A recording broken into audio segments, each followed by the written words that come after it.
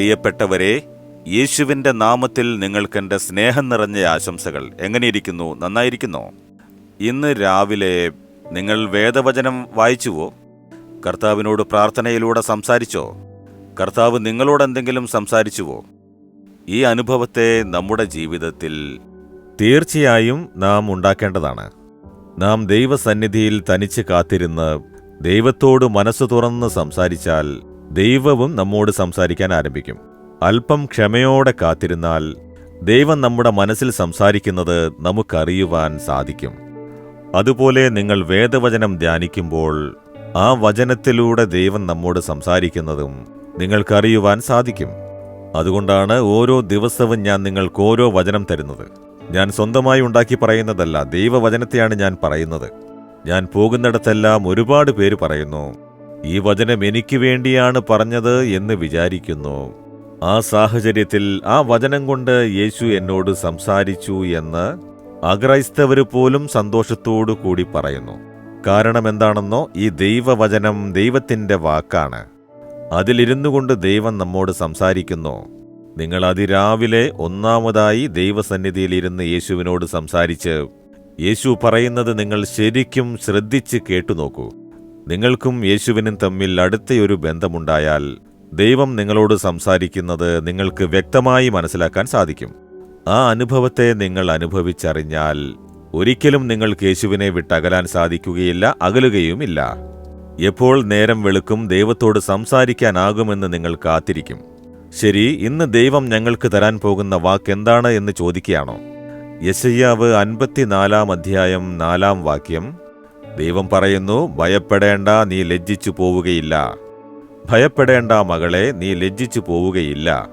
മകനെ, നീ ഭയപ്പെടേണ്ട, നീ ലജ്ജിച്ചു പോവുകയില്ല എന്ന് യഹോവ പറയുന്നു. ഏതോ ഒരു കാര്യത്തിൽ ഞാൻ ലജ്ജിച്ചു പോകുമോ എന്നൊരു ഭയം നിങ്ങളുടെ ഉള്ളിലുണ്ട്. ഏതോ ഒരു കാര്യം അത്ര തന്നെ ഞാൻ ലജ്ജിച്ചു പോകുമോ എന്നൊരു പരിഭ്രമത്തെയും ഭയത്തെയും നിങ്ങൾക്ക് തന്നുകൊണ്ടിരിക്കുന്നു. ശരിയല്ലേ? എന്നാൽ ദൈവം പറയുന്നു, ഞാൻ നിന്നെ ലജ്ജിക്കാൻ അനുവദിക്കുകയില്ല, നീ ഭയപ്പെടേണ്ട എന്ന്.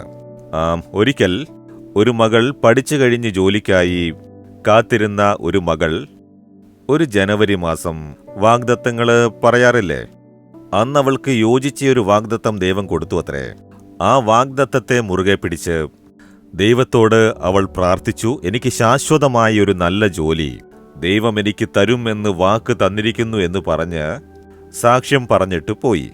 ഇപ്പോൾ കിട്ടും, ഈ മാസം കിട്ടുമെന്ന് കാത്തിരുന്ന് 11 മാസങ്ങൾ കടന്നുപോയി. ഇപ്പോൾ 12ാം മാസവും ആരംഭിച്ചു. അപ്പോൾ ഇനി അവസാനത്തെ ആഴ്ചയും വർഷത്തിലെ അവസാനത്തെ ആഴ്ചയും ആരംഭിച്ചു. പുതിയ സംവത്സരത്തിന് വെറും 2-3 ദിവസമേയുള്ളൂ. അപ്പോൾ ആ മകൾ എന്നോട് ചോദിച്ചു, അങ്കിൾ, എനിക്ക് നിങ്ങളോടൊരു കാര്യം ചോദിക്കുവാനുണ്ട്. ഞാൻ അപമാനപ്പെടുന്ന പരിതസ്ഥിതിയിലാണുള്ളത്. എന്താ മകളെ, എന്താ ഇങ്ങനെ പറയുന്നേ? ദൈവം ഒരു വാഗ്ദത്തം തന്നു, അതെനിക്കുള്ളതാണ് എന്ന് ഞാൻ ഏറ്റെടുത്തു. ആ വാഗ്ദത്തത്തെ ചൊല്ലി ഞാൻ പ്രാർത്ഥിച്ചു. ദൈവം ഒരു വാഗ്ദത്തം തന്നിരിക്കുന്നു, അത് നടക്കും എന്ന്. ഒരു നല്ല ജോലി തരും, ഞാൻ അനുഗ്രഹിക്കപ്പെടും, എനിക്കൊരു നല്ല ജീവിതം ഉണ്ടാക്കി തരുമെന്ന് ഞാൻ ധൈര്യത്തോടെ പറഞ്ഞു. അതെ, എന്നാൽ ഇപ്പോൾ വർഷം അവസാനിക്കാൻ പോകുന്നു. ദൈവം ഈ വർഷത്തിനായി തന്ന വാഗ്ദത്തം നിറവേറാൻ കുറച്ച് ദിവസങ്ങളേയുള്ളൂ. ഈ വർഷത്തിനുള്ളിൽ ചെയ്യാമെന്ന് ദൈവം പറഞ്ഞുവോ? ഉറപ്പിച്ചു പറഞ്ഞുവോ? അതെ, ഈ വർഷത്തിനുള്ളിൽ ദൈവം നിറവേറ്റുമെന്ന് വാക്ക് തന്നു. അത് പൊതുവായിട്ടുള്ള വാഗ്ദത്തമല്ല, ഈ വർഷത്തിനായിട്ടുള്ള വാഗ്ദത്തം. ശരി, പക്ഷെ ഒന്നും നടന്നില്ലല്ലോ. എല്ലാവരും ചോദിച്ചുകൊണ്ടേയിരിക്കുന്നു. ഞാൻ നാണിച്ചു പോകുന്ന സ്ഥിതിയിലാണുള്ളത്. ഇല്ല മകളെ, ഈ വർഷം അവസാനിക്കാൻ ഇനി എത്ര ദിവസം കൂടിയുണ്ട്? 3 ദിവസം കൂടിയേ ഉള്ളൂ. ഒരു ദിവസം കൊണ്ട് ദൈവത്തിന് അത്ഭുതം ചെയ്യാൻ സാധിക്കും. ദൈവം പറഞ്ഞത് തെറ്റിക്കുകയില്ല, നിന്നെ ലജ്ജിക്കാൻ അനുവദിക്കുകയില്ല. 3 ദിവസം കൂടിയില്ലേ? വെയിറ്റ് ചെയ്യൂ, പ്രതീക്ഷയോടെയിരിക്കൂ. എന്താണ് പറയുന്നത്? ഇതുവരെ നടക്കാത്തത് 3 ദിവസം കൊണ്ട് നടക്കുമോ? നടക്കും. നിന്നെ ലജ്ജിക്കാൻ ദൈവം അനുവദിക്കില്ല. ഈ വർഷത്തിനുള്ളിൽ ചെയ്യാമെന്നല്ലേ പറഞ്ഞത്? ഈ വർഷത്തിന് മുൻപ് അത് നടക്കും. അതെയോ എന്നാലോചിച്ച് സ്തോത്രം യേശുവേ സ്തോത്രം, ഞാൻ വിശ്വസിക്കുന്നു, ഞാൻ പ്രത്യാശിക്കുന്നു എന്ന് പറഞ്ഞു.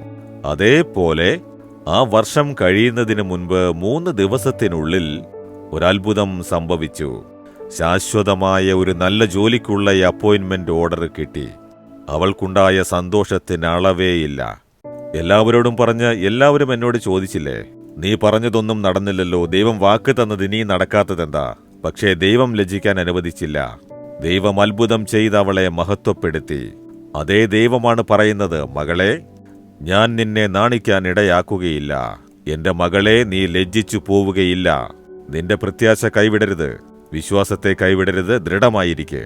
എന്റെ മക്കളെ ഞാൻ എങ്ങനെ നാണക്കേടിന് സമ്മതിക്കും എന്ന് യേശു പറയുന്നു. അപ്പോൾ ഇന്ന് ഒരത്ഭുതത്തെ പ്രതീക്ഷിക്കൂ. ആ കാര്യത്തിൽ ദൈവം ഒരത്ഭുതം ചെയ്ത് നിങ്ങളെ സന്തോഷിപ്പിക്കും. ശരിയല്ലേ? യേശു കുരിശിൽ എന്തുമാത്രം ദുഃഖവും കഷ്ടവും അപമാനവും നിന്ദയും അനുഭവിച്ചു. എന്തിന്? നാം ലജ്ജിച്ചു പോകാതിരിക്കേണ്ടതിന്, നാം നാണക്കേടിനിരയാകാതിരിക്കാൻ. യേശു കുരിശിൽ എല്ലാം അനുഭവിച്ചു തീർത്തു. നിങ്ങളെ വിടുകയില്ല. അതിനാൽ പറയൂ, ദൈവമേ, ഞാൻ ലജ്ജിച്ചു പോവുകയില്ല, എന്നെ ലജ്ജിക്കാൻ ഇടയാക്കില്ല, ഞാൻ വിശ്വസിക്കുന്നു എന്ന് പറയൂ. ഇന്ന് തന്നെ അത്ഭുതം നടക്കും. പിതാവേ, അങ്ങയുടെ മകനും അങ്ങയുടെ മകളും ഇതാ വന്നിരിക്കുന്നു. നീ ലജ്ജിച്ചു പോവുകയില്ല, ഭയപ്പെടേണ്ട എന്ന് പറഞ്ഞുവല്ലോ. ഞാൻ വിശ്വസിക്കുന്നു. എന്നെ ലജ്ജിക്കാൻ അനുവദിക്കുകയില്ല. എന്റെ ജീവിതത്തിൽ ഒരു അത്ഭുതം ചെയ്ത് എന്നെ അനുഗ്രഹിക്കും. ഞാനത് വിശ്വസിക്കുന്നു, അത്ഭുതത്തെ പ്രതീക്ഷിക്കുന്നു. യേശുവിന്റെ നാമത്തിൽ ആമേൻ, ആമേൻ. Jesus readings Malayalam YouTube channel subscribe ചെയ്യുക. ബെൽ ഐക്കോൺ ക്ലിക്ക് ചെയ്യുക. ഞങ്ങളുടെ ദൈനംദിന പ്രോഗ്രാമുകളെക്കുറിച്ചുള്ള അപ്ഡേറ്റ് ലഭിക്കുവാൻ